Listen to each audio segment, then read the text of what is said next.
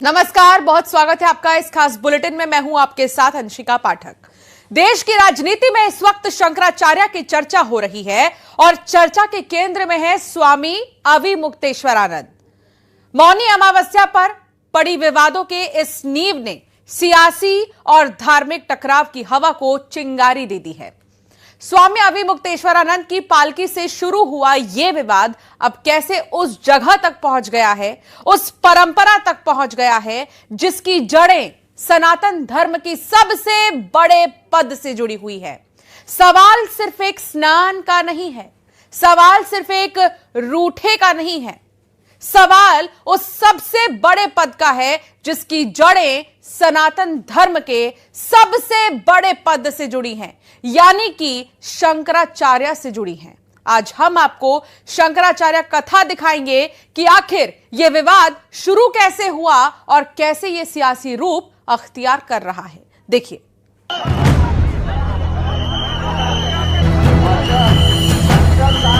उत्तर प्रदेश की सरकार को क्या ये अथॉरिटी है कि वो घोषित करे कि ये शंकराचार्य है और ये शंकराचार्य नहीं है? ये अन्याय हो रहा है धर्म क्षेत्र में। नहीं, अन्याय उनके साथ नहीं हुआ, उन्होंने अन्याय किया है। अगर कोई राष्ट्रीय स्वाभिमान को चुनौती देता है तो हमें खुल करके उसके सामने आकर के खड़ा हो जाना चाहिए। उनको अपना नोटिस वापस लेना पड़ेगा, अन्यथा कोर्ट की कार्यवाही का सामना करना पड़ेगा। ये कहानी है उस टकराव की जिसने संत बनाम संत और सियासत बनाम सियासत की एक नई लकीर खींच दी है। संगम नगरी प्रयागराज से उठी ये विवाद की लहर अब सिर्फ मेला प्रशासन या स्नान की व्यवस्था तक सीमित नहीं रही। ये बहस धीरे धीरे उस मुकाम पर पहुंच गई है जहां शंकराचार्य की पदवी, उसकी परंपरा और वैधता पर ही सवाल उठने लगे हैं। एक ओर धर्म की मर्यादा और शास्त्रीय परंपराओं का तर्क है, तो दूसरी ओर कानून, प्रशासन और अदालत का दायरा। इस टकराव में आस्था भी है, अधिकार भी और सत्ता की राजनीति भी। यही वजह है कि अब यह मामला सिर्फ धार्मिक विवाद नहीं बल्कि देश की राजनीति में गूंजने वाली एक बड़ी कथा बन चुका है। वो कथा जिसमें कालनेमी का भी जिक्र किया जाने लगा। बहनों और भाइयों, एक योगी के लिए, एक सन्यासी के लिए, एक संत के लिए धर्म और राष्ट्र से बढ़कर के कुछ नहीं हो सकता। उसकी व्यक्तिगत प्रॉपर्टी कुछ नहीं होती, धर्म ही उसकी प्रॉपर्टी है। अगर कोई राष्ट्रीय स्वाभिमान को चुनौती देता है तो हमें खुल करके उसके सामने आकर के खड़ा हो जाना चाहिए, क्योंकि ऐसे तमाम कालनेमी होंगे जो धर्म की आड़ में सनातन धर्म को कमजोर करने की साजिश रच रहे होंगे। जवाब उधर से भी आया जिधर इशारा किया गया था, क्योंकि मुख्यमंत्री योगी आदित्यनाथ ने जिस कालनेमी का जिक्र किया वो रामायण का वही पात्र है जो साधु का वेश धरकर रावण के इशारे पर भ्रम फैलाता है। बाहर से तपस्वी, भीतर से छल का प्रतीक। शास्त्रों में कालनेमी को धर्म की आड़ में अधर्म का चेहरा माना गया है। ठीक है, कालनेमी जो था वो रावण का कार्य सिद्ध करने के लिए गया था, ठीक है ना, और भेष धारण करके गया था साधु का, जबकि साधु था नहीं। माने जो था वो दूसरा वेश धारण किए हुए था। तो आप बताइए हमारे बारे में ये जो उपमा है कैसे लागू होगी? हम कौन से रावण का कार्य सिद्ध कर रहे हैं और कौन सा वेश हमने धारण किया है, हमारा असली रूप क्या है, बताइए, उनसे पूछा जाना चाहिए। स्वामी अविमुक्तेश्वरानंद से जुड़ा ये विवाद उस वक्त शुरू हुआ जब मौनी अमावस्या के दिन उनकी पालकी संगम स्नान के लिए आगे बढ़ी। मेला प्रशासन ने नियमों का हवाला देते हुए उन्हें निर्धारित मार्ग और आरक्षित क्षेत्र के आगे जाने से रोका। इसी दौरान उनके शिष्यों और पुलिस के बीच तनातनी हुई। आरोप लगे कि संतों के साथ धक्का मुक्की और दुर्व्यवहार किया गया। यहीं से मामला सड़क से सत्ता तक पहुंच गया। स्वामी अविमुक्तेश्वरानंद ने इसे शंकराचार्य के सम्मान से जोड़ते हुए धरना दिया, जबकि प्रशासन ने नियम उल्लंघन और पद के दुरुपयोग पर नोटिस जारी कर दिया। इसके बाद संत समाज बढ़ता गया, बयान तेज हुए और विवाद ने धार्मिक मर्यादा, कानूनी अधिकार और राजनीतिक आरोप प्रत्यारोप की शक्ल अख्तियार कर ली। पुलिस की अभिरक्षा में जा रहे थे, उनके निर्देशन में जा रहे थे। संगम पहुंचने पर पुलिस वाले आए हमारे पास और उन्होंने अपमानजनक ढंग से हमको पालकी से नीचे उतरने के लिए कहा, जिसको हमने डिनाई कर दिया और उसी को फिर उन्होंने 3 घंटे वहां पर रोक करके इश्यू बनाया और इश्यू बनाने के बाद हमारे लोगों को मारा पीटा और हमको अगवा किया। ये सब घटनाएं हुई हैं। और 5 मीटर अगर हमारी पालकी आगे चली जाती तो कौन सा पहाड़ टूट पड़ता, जहाँ तक उनकी गाड़ियां खड़ी थी 4-5 और वहाँ कोई आदमी नहीं था, गाड़ियां आ रही थी जा रही थी, वहाँ कोई पब्लिक भी नहीं थी। अगर वहां तक हमारी पालकी चली जाती तो कौन सा पहाड़ टूट पड़ता, बताइए। स्वामी अभिमुक्तेश्वरानंद की अपनी दलीलें हैं, लेकिन इन्हीं दलीलों के बीच कुछ बुनियादी सवाल भी खड़े होते हैं। सबसे बड़ा सवाल उनकी शंकराचार्य के रूप में वैधता को लेकर है। ज्योतिर्मठ शंकराचार्य पद के उत्तराधिकार को लेकर मामला सुप्रीम कोर्ट में लंबित है और 2022 से इस पर यथास्थिति बनाए रखने का आदेश है। ऐसे में प्रशासन का तर्क है कि जब तक अदालत का अंतिम फैसला नहीं आता तब तक किसी भी व्यक्ति को आधिकारिक रूप से शंकराचार्य के रूप में मान्यता नहीं दी जा सकती। दूसरी ओर परंपरागत अखाड़ों और संत समाज का एक बड़ा वर्ग भी उनकी नियुक्ति प्रक्रिया पर सवाल उठाता रहा है, ये कहते हुए कि शास्त्रीय परंपराओं और 13 अखाड़ों की सर्वसम्मति का पालन नहीं हुआ। यही वजह है कि ये विवाद सिर्फ व्यक्ति विशेष का नहीं बल्कि उस पद की मर्यादा, परंपरा और संवैधानिक दायरे का सवाल बन गया है। इसमें गलती इनकी है, तथाकथित शंकराचार्य की। कोई भी व्यक्ति पर्व में पालकी पर स्नान करने तट तक नहीं जाता, ना हम लोग कभी गए। इन्होंने गलती की है। सरकार ने व्यवस्था बनाने के लिए इनको रोका था और किसी कोई अपराध नहीं है और संत का अपमान कभी नहीं हुआ। उल्टे इन्होंने हम लोगों का अपमान किया है। मैं यही कहूँगा, ये विपक्ष की राजनीति है, उससे ये प्रेरित होकर इनको तो मुझे यही कहना चाहिए कि स्वार्थ सुकृत श्रम वृथा, देख विहंग विचार, बाज पराए पान पर तू पक्षिण मत मार।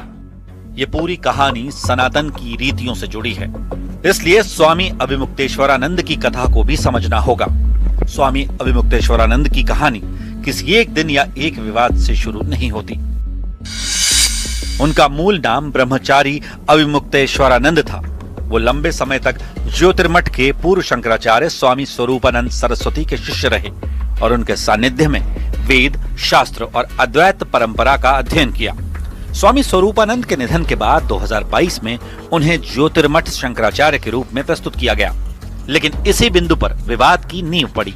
अखाड़ा परिषद और कई प्रमुख संतों ने कहा कि शंकराचार्य की नियुक्ति शास्त्रीय प्रक्रिया और 13 अखाड़ों की सर्वसम्मति से होती है, जो इस मामले में नहीं हुई। वहीं उनके समर्थकों का तर्क है कि गुरु परंपरा और मठ की आंतरिक व्यवस्था के मुताबिक वो वैध उत्तराधिकारी हैं। इसी वैचारिक टकराव ने स्वामी अभिमुक्तेश्वरानंद को एक संत से आगे बढ़ाकर धर्म, कानून और राजनीति के केंद्र में खड़ा कर दिया है। अखिल भारतीय संत समिति के महामंत्री स्वामी जितेंद्रानंद उनके ऊपर राजनीतिक एजेंडा चलाने का आरोप लगा रहे हैं। राजनीतिक दल का एजेंडा चलाने लगे। मौनी अमावस्या के स्नान पर स्वाभाविक है कि अमावस्या के मेला जैसी कविता कैलाश गौतम ने, यह लोक पर्व है मौनी अमावस्या, माघी अमावस्या का स्नान और कार्तिक पूर्णिमा का स्नान। इस लोक पर्व पर जबरदस्ती स्नान क्षेत्र में पालकी लेकर के जाने की जिद करना। भागवत पाठ शंकराचार्य जी पूरा देश पैदल घूम दिए और अपने को स्वयंभू शंकराचार्य कहने वाला व्यक्ति 50 मीटर पैदल चलने को तैयार नहीं। मौनी अमावस्या के दिन से लेकर आज तक पूरा पॉलिटिकल एजेंडा बना हुआ है। हम किसी पार्टी को फायदा कैसे पहुंचाएं, ये प्रयास किया जा रहा है और हम जितने भी सनातनी हैं सबको हम खंड खंड में कैसे बांटे, ऐसा प्रयास किया जा रहा है। मैंने सभी सनातनियों से आह्वान किया है, हम सब एक है। लोग हमें आपस में लड़ाना चाहते हैं वो अपना फायदा ढूंढ रही है, क्योंकि उनको अब पता लग गया है जब से सनातनी एक हो गए हैं तब से सनातनियों ने राम मंदिर का भी निर्माण किया।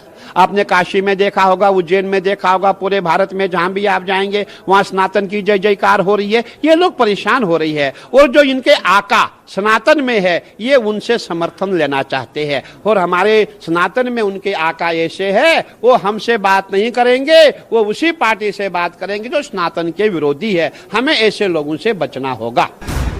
इस पूरी कहानी के केंद्र में शंकराचार्य की पदवी है, यानी वो ओहदा जिसे सनातन धर्म में सर्वोच्च माना जाता है।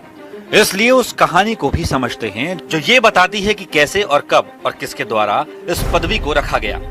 इस पदवी की जड़ें उस काल में हैं जब भारत बौद्ध, जैन और कर्मकांड के विभाजन से गुजर रहा था। ईसा के पूर्व 8वीं शताब्दी में आदि शंकराचार्य ने केवल 32 वर्षों के जीवन में सनातन धर्म को एक वैचारिक आधार दिया। उन्होंने अद्वैत वेदांत का सूत्रपात किया और ये संदेश दिया कि ब्रह्म और आत्मा अलग नहीं बल्कि एक ही सत्य हैं। इसी विचार को पूरे भारत में स्थापित करने के लिए उन्होंने चारों दिशाओं में 4 मठों की स्थापना की। उत्तर में बद्रिकाश्रम का ज्योतिर्मठ, पश्चिम में द्वारका का शारदा मठ, पूर्व में पुरी का गोवर्धन मठ और दक्षिण में श्रृंगेरी पीठ। इन चारों मठों के प्रमुख को शंकराचार्य कहा गया।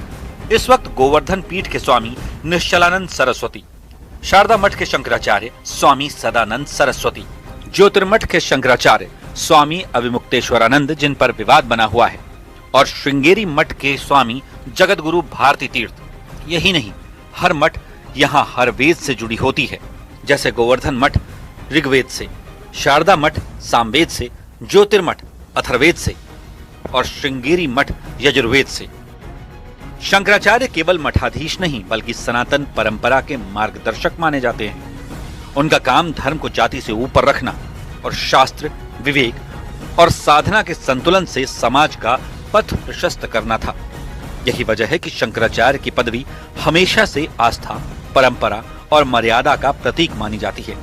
लेकिन स्वामी अविमुक्तेश्वरानंद की कहानी में बात जरा आगे तक निकल चुकी है, वहां तक जहां सवालों की गुंजाइश बन जाती है। ईगो की लड़ाई प्रशासन लड़ रहा है, हम नहीं लड़ रहे हैं। हमने बताया था कि हमारी पालकी उस जगह तक जाएगी जहां हमको रोका था, उससे 5 से 7 मीटर की दूरी तक था और वहां पर गाड़ियां उनकी आ रही थी, जा रही थी, सब रिकॉर्डेड है। और वहां पर 3, 4, 5 गाड़ियां और पहले से खड़ी भी थी और वहां पर जनता की कोई भीड़ नहीं थी। हमने कहा था कि हम वहां तक जाएंगे, उसके बाद उतर करके स्नान करने जाएंगे। उसके बाद भी हमको उन्होंने वहां तक नहीं जाने दिया और कहा कि नहीं यहीं उतरना होगा। तो ये अपमान क्यों किया उन्होंने हमारा?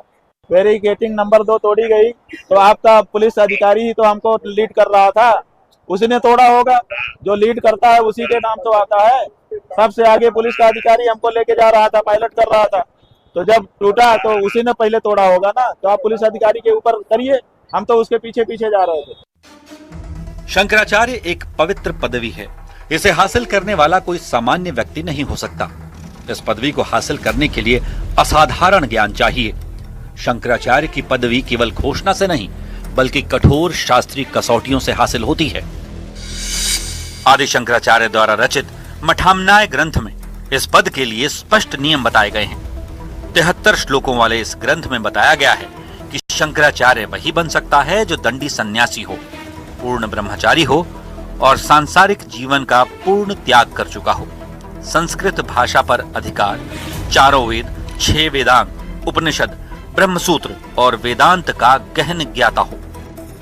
यानी शंकराचार्य की पदवी आस्था, शास्त्र और सामूहिक स्वीकृति का संगम है। यही कारण है कि इस पद पर उठने वाला हर सवाल पूरे सनातन धर्म की मर्यादा से जुड़ता है।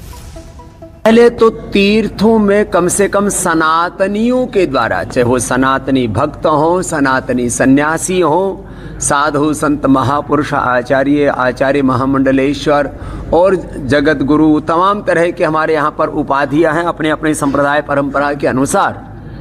शंकराचार्य जी आदि हमारे जगत गुरु भगवान के स्वरूप में हम उनको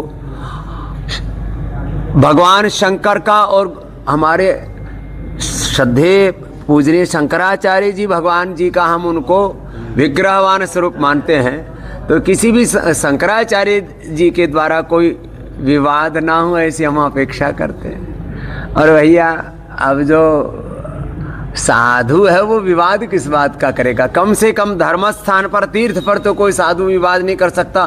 शंकराचार्य के हाथ में दिखाई देने वाली छड़ी केवल एक प्रतीक नहीं, बल्कि सनातन परंपरा का गहरा संदेश है। इसे दंड कहा जाता है और यह दंड संन्यास की पहचान माना जाता है।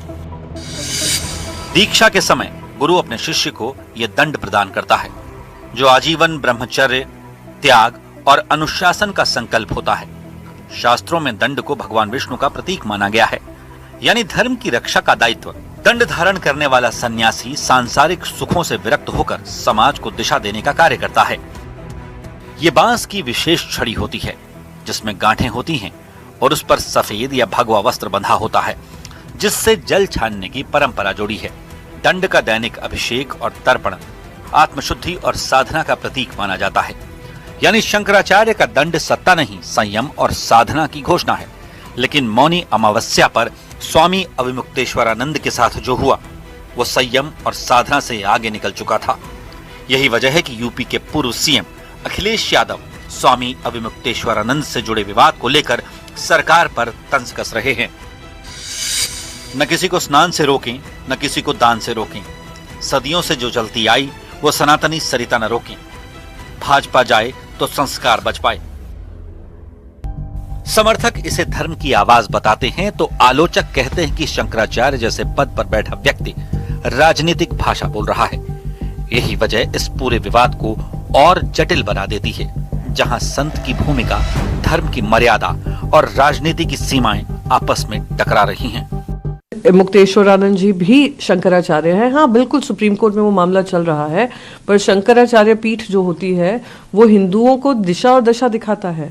और मुख्यमंत्री होने के नाते, खुद एक नतपंथी होने के नाते आप इस तरीके की भाषा का इस्तेमाल कर रहे हैं, ऐसे शब्दों का इस्तेमाल कर रहे हैं, ये बहुत ही चिंताजनक है, दुर्भाग्यपूर्ण है।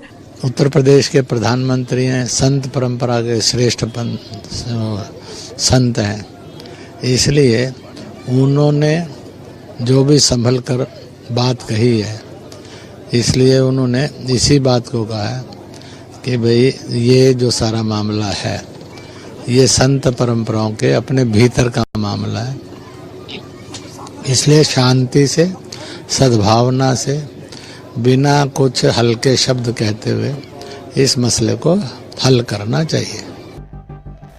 आखिरकार ये विवाद एक व्यक्ति या एक घटना से आगे निकल चुका है।